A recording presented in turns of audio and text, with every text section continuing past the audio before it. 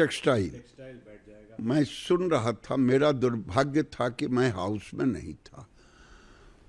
या तो एलओपी को ज्ञान नहीं है या झूठ बोलने का ठेका ले लिया है। जब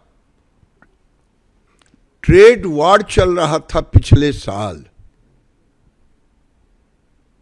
तो हमने गारमेंट में कहें तो 24 अप्रैल से दिसंबर 24 केवल 95,000 था, अभी हम 1,02,000 रहे।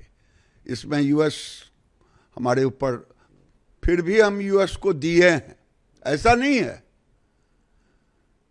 हम 60% जो यूएस को देते थे वो हमने दिया, उनके 50% पर भी। दूसरा, टोटल टेक्सटाइल को लें, वो भी 3 लाख का था पिछले महीने, और इस साल रहा 3,27,000। तो ये एक्सपोर्ट में भरम फैला रहे हैं। 18% से मेरे इंडस्ट्री को बहुत सारे फायदे होंगे।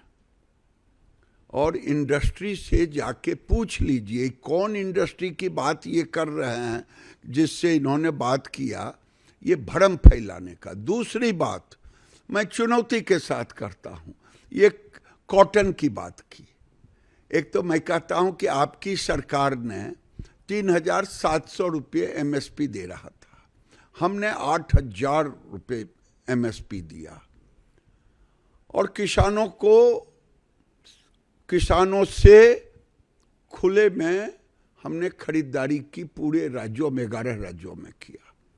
और वही नहीं, अगर देखेंगे तो ये 10 साल में पिछले 24,825 करोड़ का खरीदा, हम 1,75,000 का खरीदे, 565 लाख बेल, और ये खरीदे 10 साल में 173 लाख बेल।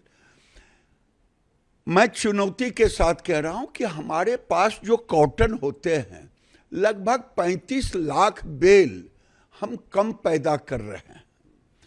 और इसको बढ़ाने के लिए, यील्ड बढ़ाने के लिए मोदी जी ने कॉटन मिशन लाया है 5,000 करोड़ का।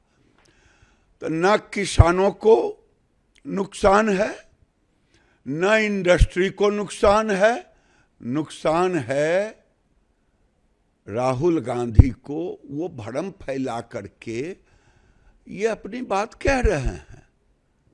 हम तो हर साल इंपोर्ट कर रहे हैं कॉटन। इस बार तो हमने यहाँ के इंडस्ट्री के लिए दिसंबर तक क्यूसीओ भी हटा दिया, जो 11% एमआईपी टैक्स लग रहा था। ये झूठ के खेती करते हैं, ऐसे आदमी के ऊपर भरोसा अब टूट गया।